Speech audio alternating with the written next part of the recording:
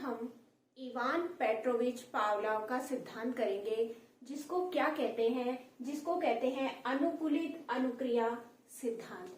तो आज हम अनुकूलित अनुक्रिया सिद्धांत को करने वाले हैं। अनुकूलित अनुक्रिया सिद्धांत देने वाले जो थे वो थे पावलोव, और पावलोव का पूरा नाम क्या था? Ivan Petrovich Pavlov. इन्होंने ये सिद्धांत 1904 में दिया था और ये रूस के निवासी थे। जैसे कि एक व्यक्ति के अनेक नाम होते हैं, उसी तरह से इस सिद्धांत के भी अनेक नाम हैं, जिसको कहते हैं, पहला है इस सिद्धांत को शास्त्रीय अनुबंधन सिद्धांत के नाम से भी जाना जाता है, परंपरागत अनुबंधन के सिद्धांत के नाम से भी जाना जाता है, और प्राचीन अनुबंधन सिद्धांत के नाम से भी इस सिद्धांत को जाना जाता है, और संबंध प्रत्यावर्तन का सिद्धांत, संबंध प्रतिक्रिया का सिद्धांत, और इस सिद्धांत को टाइप एस अनुबंधन के सिद्धांत के नाम से भी जाना जाता है, और प्रतिवादी अनुबंधन का सिद्धांत भी इस सिद्धांत को कहते हैं। तो जैसे एक व्यक्ति के नाम होते हैं, उसी तरह इस सिद्धांत के भी बहुत सारे नाम दिए गए हैं। एग्जाम में किसी भी तरह से कोई भी नाम लेकर के आपको पूछ लिया जाता है कि पावलोव का सिद्धांत का क्या नाम है। सबसे ज्यादा अगर फेमस कोई नाम है तो शास्त्रीय अनुबंधन का सिद्धांत है, और इसका आप इंग्लिश में भी इसको ध्यान रखें कि classical conditioning theory, related reaction theory और type S theory, respondent condition theory, इन नामों से भी इसको आप ध्यान में रखें। तो पावलोव ने जो प्रयोग किया था वो प्रयोग किया था एक कुत्ते पर। कुत्ते को एक कमरे में बंद कर दिया था, कुत्ता भूखा था और उसको भोजन को दिखाया गया। जो क्रिया भोजन को देख करके कर रहा था, यानी कि उसके मुंह में से लार आना प्रारंभ हो गई। भोजन को देखने पर उसके मुंह से लार आना प्रारंभ हो गई।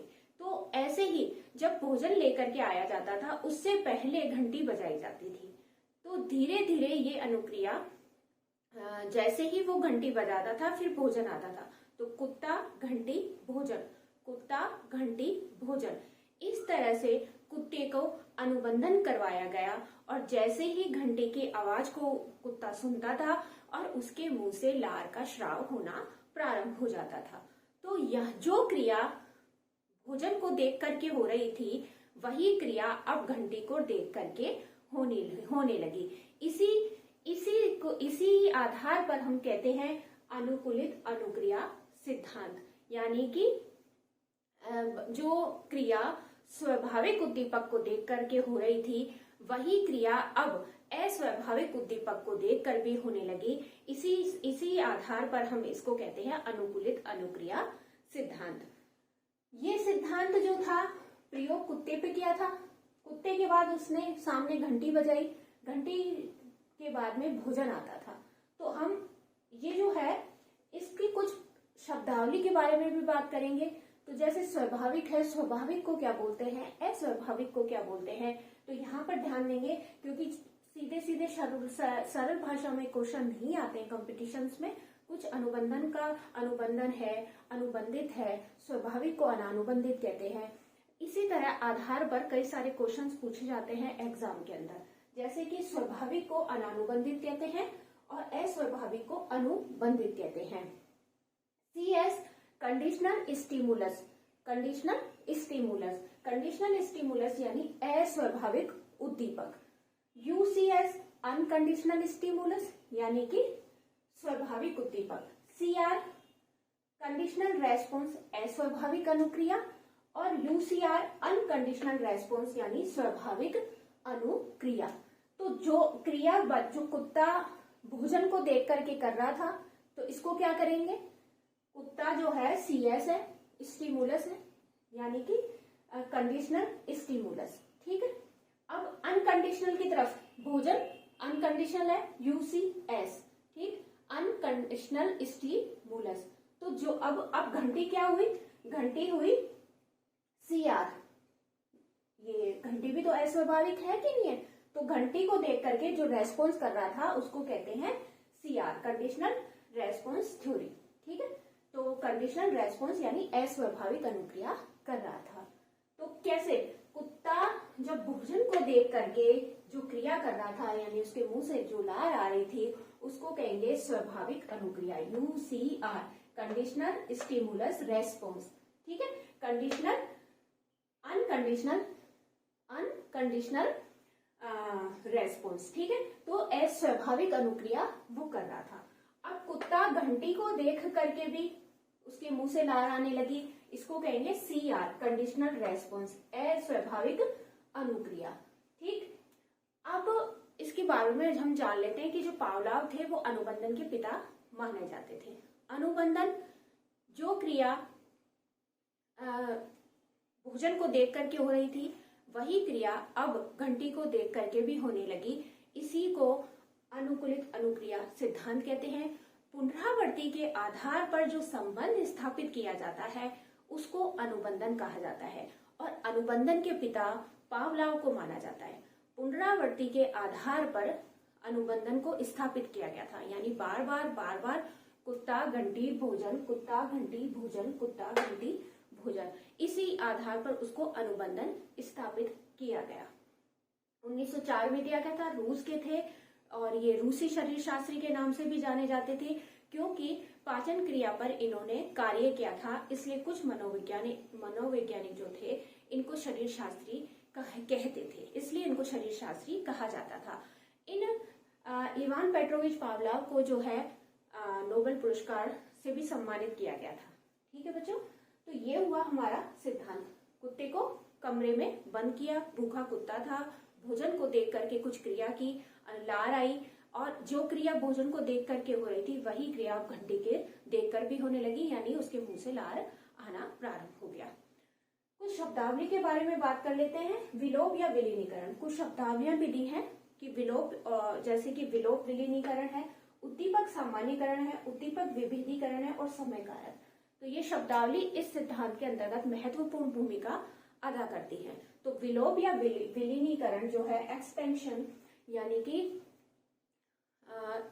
स्वाभाविक, यानी अब मैं आपको इसकी भाषा के बारे में बताती हूँ कि अस्वाभाविक को हम कहते हैं अनुबंधित, यानी जो क्रिया अनुबंधित के प्रति हो रही थी, जो बार बार अनुबंधित अनुक्रिया, अनुबंधित उद्दीपक दिया जा रहा था, तो अंतोगत्वा अनुबंधित अनुक्रिया का आना बंद हो जाता है। इसी को विलोप या विलीनीकरण कहते हैं। यानी कुत्ते को बार बार घंटी की आवाज से अनुबंधन किया गया, घंटी की आवाज से अनुबंधन किया गया, घंटी बजाई गई, लेकिन भोजन नहीं आया।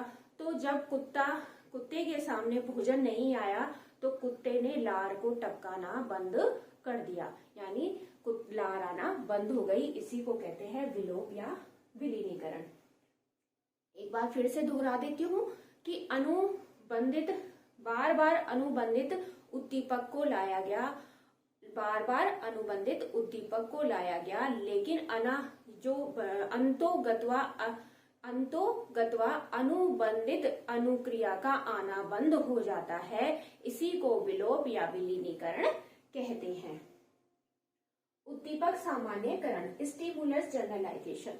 उद्दीपक सामान्यकरण कहते हैं कि जो बालक या कुत्ता जो था मिलती जुलती परिस्थितियों से भी वैसा ही व्यवहार करने लगा जैसे कि वो पूर्व में अनुभव कर चुका है, यानी बालक जो पूर्व में अनुभव कर चुका है वैसे ही वो अनुभव अब वर्तमान में जो परिस्थितियां हैं उसके आधार पर भी वो वैसे ही करता है जो पूर्व में अनुभव कर चुका है।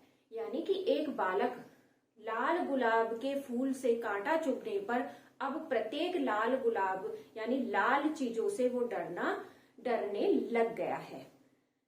तो जैसे ही जो कुत्ता था वो घंटी की आवाज पर जो अनुक्रिया कर रहा था वह सीटी की आवाज पर भी वैसे ही अनुक्रिया करने लगा, यानी कि घंटी की आवाज पर उसके लार आ रही थी तो सीटी की आवाज पर भी वह लार को टपकाने लग गया। वॉटसन ने अपने 11 माह के पुत्र पर एक प्रयोग करके ये निष्कर्ष निकाला कि जो अल्बर्ट था वो अब खरगोश से तो डरने लग गया, लेकिन रोएदार प्रत्येक वस्तु से भी वो अब डरने लग गया था। इसी को कहते हैं उद्दीपक सामान्यीकरण। अब है उद्दीपक विभेदीकरण। जब बार बार अनुबंधित अनुक्रिया दी जा रही थी तो उसको सीटी की आवाज पर ही अनुबंधित किया गया था, घंटी की आवाज पर ही अनुबंधित किया गया था, सीटी की आवाज पर नहीं। तो जो कुत्ता था कुत्ता दोनों उद्दीपकों के मध्य विभेद करना सीख गया था, यानी घंटी की आवाज में और सीटी की आवाज में दोनों उद्दीपकों के मध्य विभेद करना सीख गया था। इसी को उद्दीपक विभेदीकरण कहते हैं। समय कारक, तो दोनों उद्दीपकों के मध्य यानी कि भोजन और घंटी के मध्य अगर समय का हम देखें तो 5 सेकंड या इससे अधिक का समय नहीं होना चाहिए, नहीं तो अनुबंधन स्थापित होने में समय लगेगा। ये है हमारा एक छोटा सा सिद्धांत। इस सिद्धांत को बहुत कठिन सिद्धांत बताया जाता है, लेकिन मैंने आपको सरल भाषा में बताया है कि इसके नामों से आप परिचित हो गए हैं कि इसको अनुकूलित अनुक्रिया सिद्धांत के नाम से जाना जाता है, शास्त्रीय अनुबंधन सिद्धांत के नाम से जाना जाता है, परंपरागत अनुबंधन के सिद्धांत के नाम से जाना जाता है, प्रतिवादी सिद्धांत इसको कहते हैं, संबंध प्रत्यावर्तन का सिद्धांत, संबंध प्रतिक्रिया का सिद्धांत भी इसको कहते हैं, और इसको क्लासिकल कंडीशनल थ्योरी के नाम से भी जाना जाता है। टाइप ए संबंधन का सिद्धांत भी इसे कहते हैं, रिलेटेड रिएक्शन थ्योरी भी इसको कहते हैं। इन नामों को आप अच्छे से ध्यान रखें। कुत्ते पे पावलोव ने प्रयोग किया था, उसके सामने घंटी बजाई, घंटी के तुरंत बाद उसको भोजन आया और जो कुत्ता भोजन को देख करके अनुक्रिया कर रहा था वही अनुक्रिया अब घंटी को देखकर भी करने लगा। इसकी कुछ शब्दावली के बारे में जो है इनके बारे में भी आप ध्यान रखें कि किसको क्या कहा जाता है। कुछ शब्दावलियां भी उन्होंने दी है, इन शब्दावलियों के बारे में मैंने आपको बताया है। अब बात करते हैं शिक्षण बिंदु की। तो हर एक सिद्धांत से शिक्षण बिंदु निकल करके आता है और इसी में से एग्जाम में से क्वेश्चन पूछे जाते हैं। प्राणी सक्रिय होकर के ही सीखता है, यानी कोई भी व्यक्ति जो है कॉन्शियस रहेगा तभी वो सीख पाएगा, सक्रिय रहेगा, कार्य करता रहेगा तभी वो सीखेगा। पुनरावृत्ति के आधार पर इसमें इस सिद्धांत में बल दिया गया है। पुनरावृत्ति के आधार पर ही जो बालक है वो सीख सकता है। आदत का निर्माण भी इसी सिद्धांत के आधार पर होता है। भाषा सीखने सिखाने के लिए भी ये सिद्धांत बहुत महत्वपूर्ण है। ये सिद्धांत यांत्रिकता पर बल देता है, यानी रटने पर बल देता है। बालक से ऐसे शब्दों की कभी भी पुनरावृत्ति ना करें जिससे कि बालक में तनाव और कुंठा का वो बालक शिकार हो। जब हम बालक को किसी गलत शब्दों से बार बार दोहराएंगे, उसको उन शब्दों को दोहराएंगे तो बालक कुंठा और तनाव का शिकार हो जाता है। जो प्रेम है और जो घृणा है इसी सिद्धांत के आधार पर होती है, यानी बार बार हम किसी को प्रेम की भावना से देखेंगे, प्रेम से उससे बातें करेंगे तो उस व्यक्ति में भी प्रेम की भावना जागृत होगी। और यदि हम किसी से नफरत करते हैं, घृणा करते हैं तो वो भी इसी सिद्धांत के आधार पर होती है, यानी कि पुनरावृत्ति की क्रिया पर यह सिद्धांत बल देता है। ये सिद्धांत मैंने आपको पूरा का पूरा करवा दिया है। नेक्स्ट सिद्धांत हम स्किनर का सिद्धांत करेंगे, तो आप यहीं से इस सिद्धांत को बहुत अच्छे से देखें, अच्छे से समझें। कोई बात समझ में नहीं आ रही है तो आप मुझे कमेंट करके पूछ सकते हैं। तो बच्चों खुश रहें, हमेशा खुश रहें, मुस्कुराते रहें। तो नमस्कार बच्चों, नमस्कार। आप स्क्रीनशॉट ले भी सकते हैं। ओके, नमस्कार।